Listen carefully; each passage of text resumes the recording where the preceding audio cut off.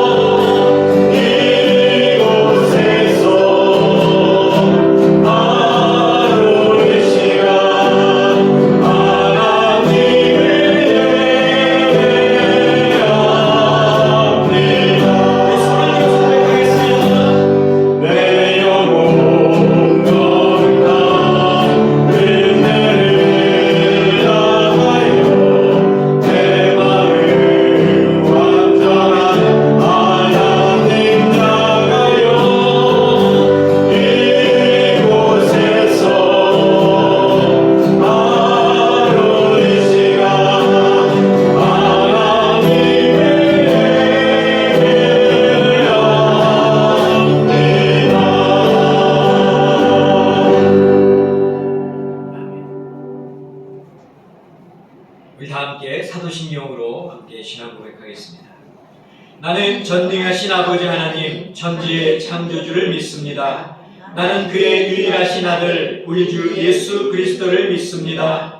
그는 성령으로 잉태되어 동정녀 마리아에게서 나시고 본디오 빌라도에게 고난을 받아 십자가에 못 박혀 죽으시고 장사된 지 사흘 만에 죽은 자 가운데서 다시 살아나셨으며 하늘에 오르시어 전능하신 아버지 하나님 우편에 앉아 계시다가 거기로부터 살아있는 자와 죽은 자를 심판하러 오십니다. 나는 성령을 믿으며 거룩한 공교회와 성도의 교제와 죄를 용서받는 것과 몸의 부활과 영생을 믿습니다. 아멘.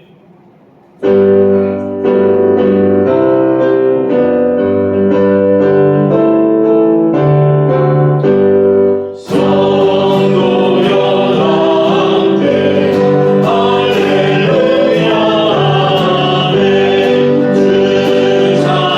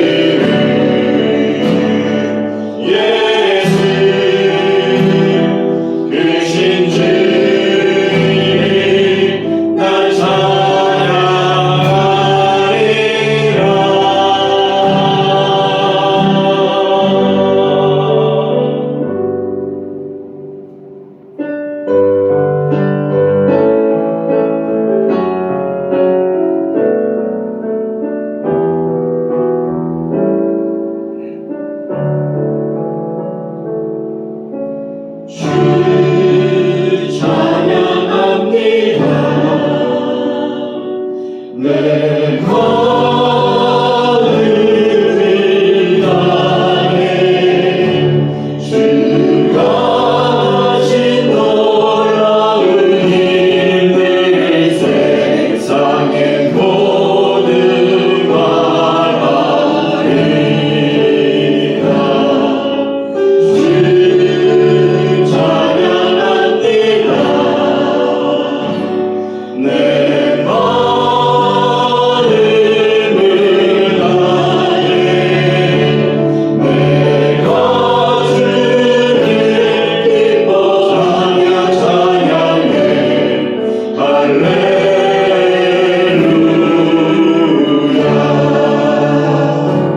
지게 길 높으신 님 찬양해 할렐루야.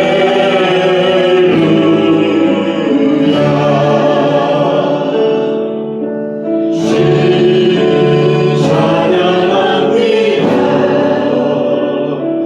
내 마음을 다해 주가 하신 놀라운 일들 세상의 모든 말하리라. 주 찬양합니다. 내 마음을 다해 내가 주를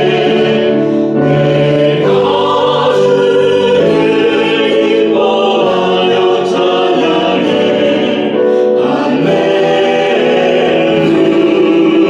할렐루야. 지게 길 높으신 님 찬양해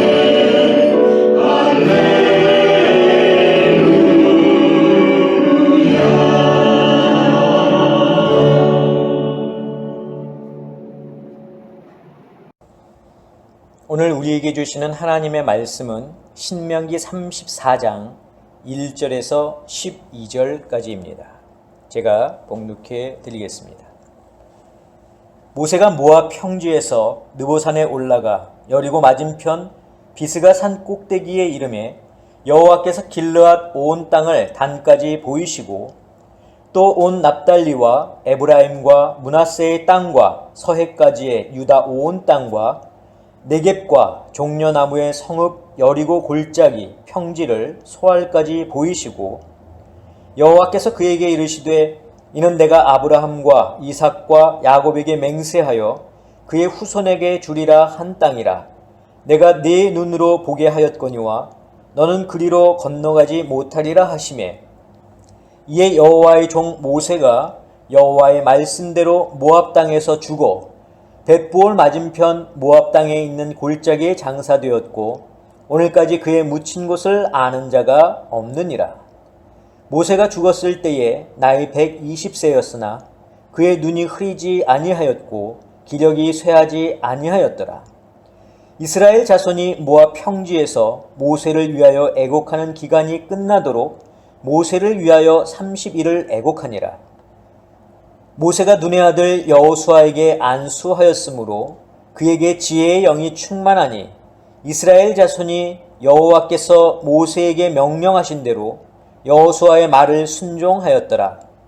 그 후에는 이스라엘에 모세와 같은 선지자가 일어나지 못하였나니 모세는 여호와께서 대면하여 아시던 자요 여호와께서 그를 애굽 땅에 보내사 바로와 그의 모든 신하와 그의 온 땅에 모든 이적과 기사와 모든 큰 권능과 위엄을 행하게 하심에 온 이스라엘의 목전에서 그것을 행한 자이더라. 아멘. 기도하겠습니다. 사랑의 아버지 하나님 감사합니다. 오늘도 저에게 이 거룩한 주님의 날을 허락하여 주시옵고 우리가 함께 주님 앞에 나와 예배드리게 하심을 감사합니다. 오늘도 말씀을 듣게 하시니 그 말씀에 힘을 얻는 저희들 될 수 있도록 도와주시며 그 말씀 속에서 하나님을 만나는 귀한 저희 심령들 될 수 있도록 주님께서 이 자리에 역사하여 주시옵소서. 예수 그리스도의 이름으로 기도하옵나이다. 아멘. 네, 여러분 반갑습니다. 지난 한 주일 어떻게 지내셨습니까? 우리가 하나님을 믿는 그러한 귀한 성도들로서, 하나님의 백성으로서 여러분들이 어떤 자리에 있든 또 무엇을 하든 우리가 하나님의 영광을 위해서 살아갈 수 있는 저와 여러분들이 될 수 있기를 원합니다. 그리고 우리가 지난주부터 야외 예배로 드렸습니다.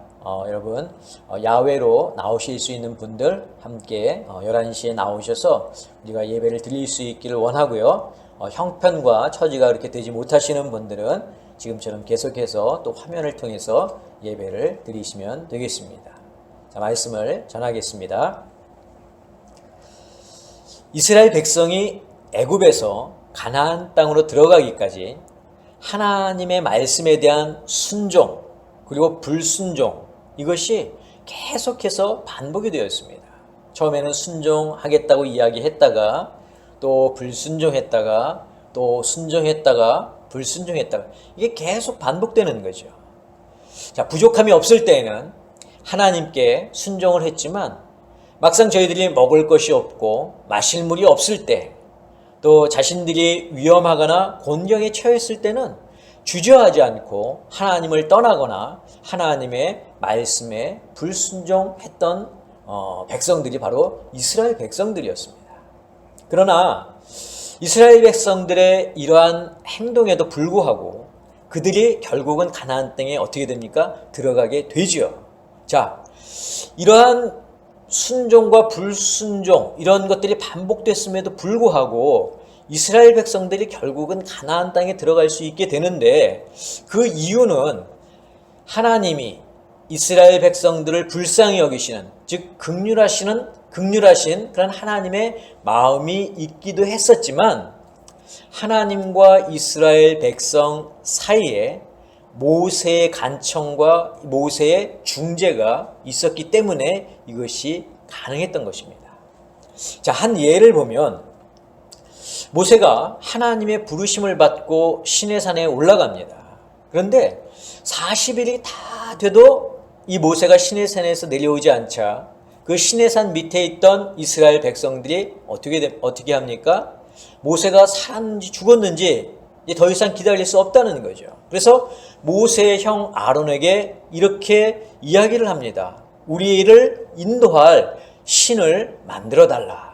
자, 출애굽기 32장 1절을 제가 읽겠습니다.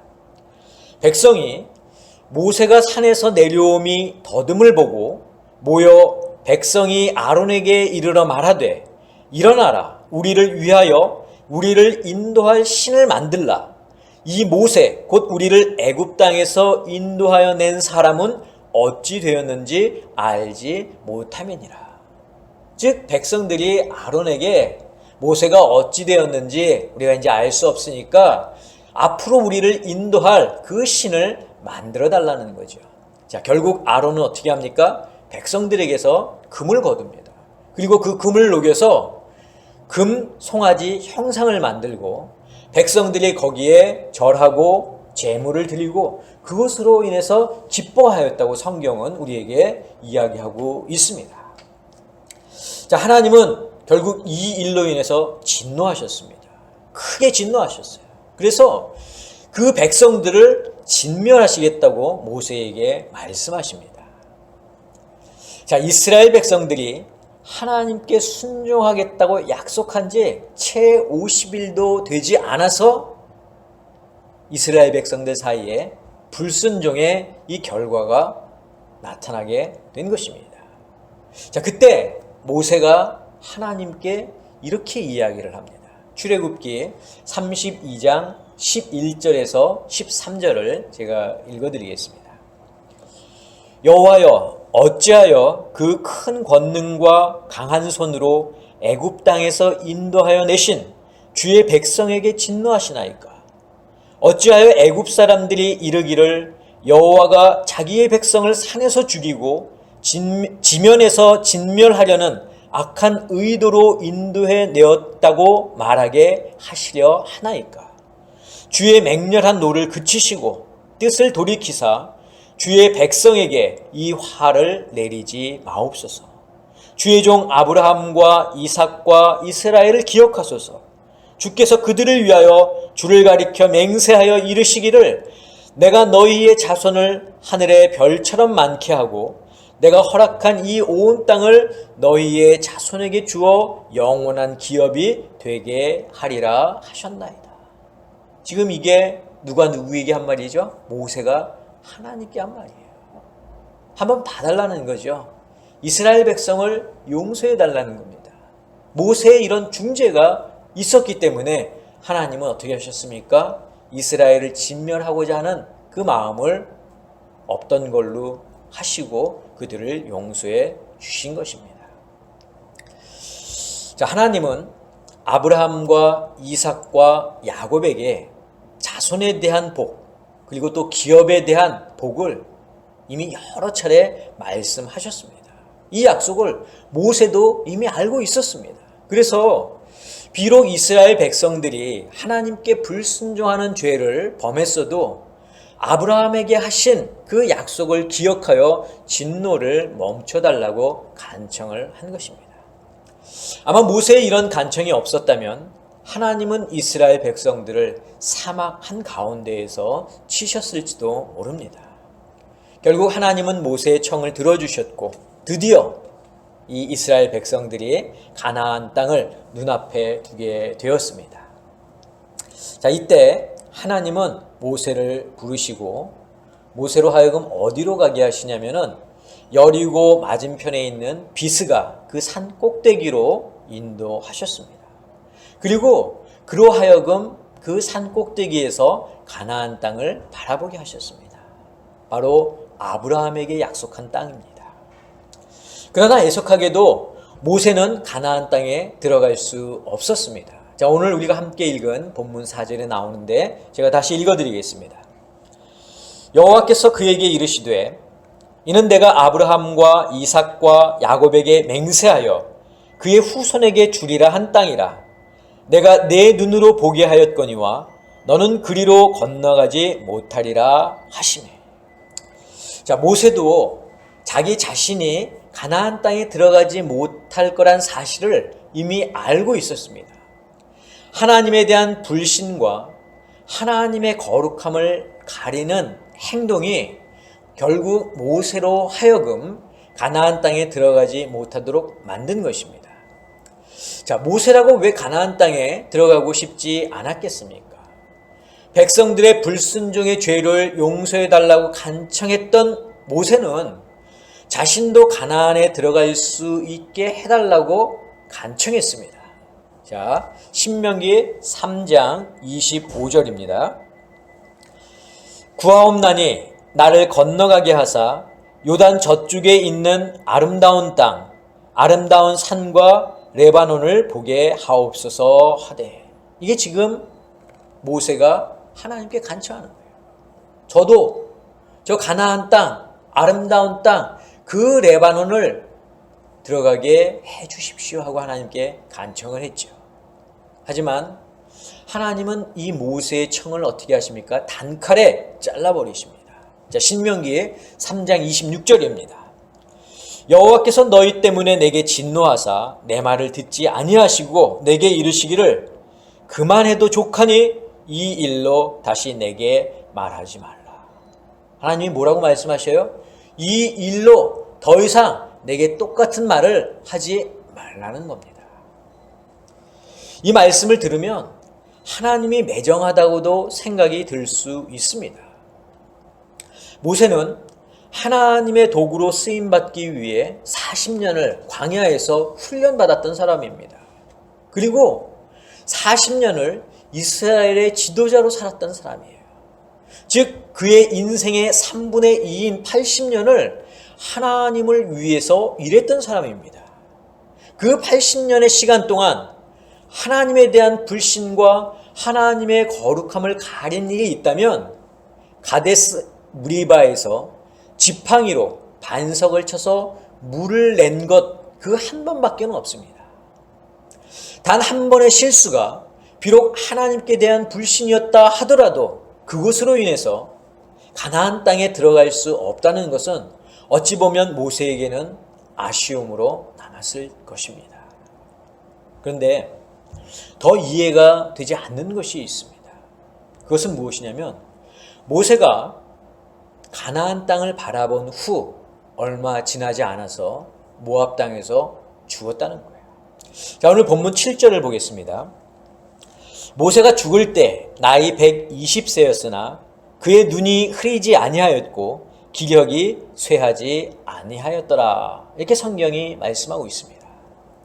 이 말은 아직 모세가 죽을 정도로 몸이 약하지 않았다는 것을 알려주고 있습니다. 게다가 그가 비스가 산 꼭대기까지 오를 수 있을 정도라면 그는 아직 건강하다라고 우리가 생각할 수 있습니다. 그렇다면 그가 가나안 땅에는 들어갈 수 없었더라도 모압 땅에서 가나안 땅을 바라보며 남은 생을 보낼 수도 있었을 텐데 왜 하나님은 그를 데려가셨고 왜 모세는 그런 하나님께 마지막으로 자신의 남은 생을 이 모압 땅에 살면서 가나안 땅을 바라보다가 하나님께서 부르실 때에 돌아가게 해달라고 간청하지 않았을까 하는 겁니다. 저는 그 답을 오늘 본문 10절에서 찾고자 합니다. 제가 10절 말씀을 여러분들께 읽어드리겠습니다. 그 후에는 이스라엘에 모세와 같은 선지자가 일어나지 못하였나니 모세는 여호와께서 대면하여 아시던 자요. 자, 여기서 우리가 주목해야 할 단어는 대면이라는 겁니다. 자, 대면은 서로 얼굴을 마주본다는 뜻이죠. 그런데 우리가 아는 것처럼 하나님과 마주하며 함께 한다는 것은 인간으로서는 감히 상상도 할 수 없는 일입니다. 하지만 모세는 달랐습니다. 모세는 하나님과 대면했던 사람입니다. 하나님께서도 모세에게만큼은 당신의 영광의 뒷모습을 보여주셨습니다. 자, 그러면 이것이 의미하는 바가 무엇일까요? 모세는 여호와께서 대면하여 아시던 자다. 하나님의 영광의 뒷모습을 보았다. 자, 모세는 하나님과의 대면을 통해서 어떤 마음, 어떤 감정을 가지고 있었을까요? 아마 그것은 말로 표현할 수 없을 것입니다. 황송하다, 감개무량하다, 이 단어로 설명이 안 될 겁니다. 감히 그 어느 누가 하나님을 대면하여 볼 수 있겠습니까? 그런데 모세는 하나님께서 당신을 대면하도록 당신의 모습을 보도록 허락하셨다는 것입니다. 모세도 처음에는 하나님을 대면하는 것이 두렵고 떨리기는 했을 것입니다. 하지만 하나님의 영광의 자리에 선다고 하는 것이 결국은 모든 믿는 자들의 마지막의 모습이며 그 자리는 기쁨의 자리임을 알고 있었습니다. 비록 모세도 인간적인 마음에는 가나안 땅에 들어가고 싶기는 했지만 또 사람이라면 누구나 다 오래 살기를 소원하겠지만 하나님과 함께하는 것이 세상의 그 어떤 것보다도 더 큰 기쁨임을 알았기에 모세는 가나안 땅에 들어가지 못해도 또 이 땅에서 더 살 수 있을 체력을 갖고 있지만 하나님께서 자신의 생명을 거두어 가시는 것에 대해서 순종하는 마음으로 받아들였다는 것입니다. 시편 84편을 보면 시편 기자가 4절에 이렇게 노래를 합니다. 주의 집에 사는 자들은 복이 있나니. 또 10절에서는 이렇게 노래합니다. 주의 궁정에서의 한 날이 다른 곳에서의 첫날보다 나은즉 악인의 장막에 사는 것보다 내 하나님의 성전 문지기로 있는 것이 좋사오니. 즉 하나님을 대면하고 하나님과 함께하는 것이 얼마나 기쁘고 행복한지를 모세는 이미 알고 있었던 것입니다. 그러면 여러분들은 하나님을 대면하는 기쁨이 있으십니까? 하나님과 함께하는 행복이 여러분들 가운데 있으십니까? 그리고 여러분은 언제 하나님을 대면하십니까? 원래 우리는 하나님을 대면할 수 없는 존재였습니다. 대제사장조차도 1년에 단 하루 지성소에 들어갈 수 있었습니다. 그러나 예수님께서 오셔서 십자가에 달려 돌아가심으로 지성소로 들어가는 휘장이 찢어졌고 누구나 하나님께 나아갈 수 있게 되었습니다. 자, 그렇다면 우리가 하나님을 대면할 때는 언제입니까? 바로 예배 시간입니다. 물론 우리 삶 속에서도 하나님은 우리와 함께 하시지만 우리가 확실하게 하나님을 만나고 대면하는 시간은 바로 예배를 드릴 때라는 겁니다. 예배는 단순히 정해진 순서에 맞춰서 찬양이나 부르고 말씀이나 듣는 그런 시간이 아니라는 겁니다. 예배에서 가장 중요한 것은 하나님을 만나는 것입니다. 하나님을 대면하는 것입니다. 하나님의 임재를 경험하는 것입니다. 이것이 예배에 있어서 가장 중요한 것입니다.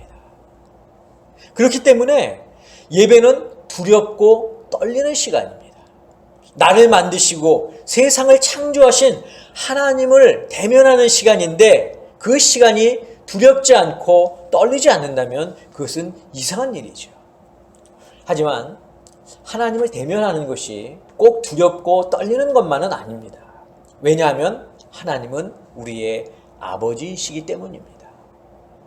회사를 마치고 집으로 향하는 그 아빠의 양손에 선물이 들려있는 것을 보고 어린아이가 기쁨으로 그 아빠를 향해서 그 아빠의 품을 향해서 달려가는 것과 마찬가지라는 거예요. 바로 예배가 이런 것이랍니다.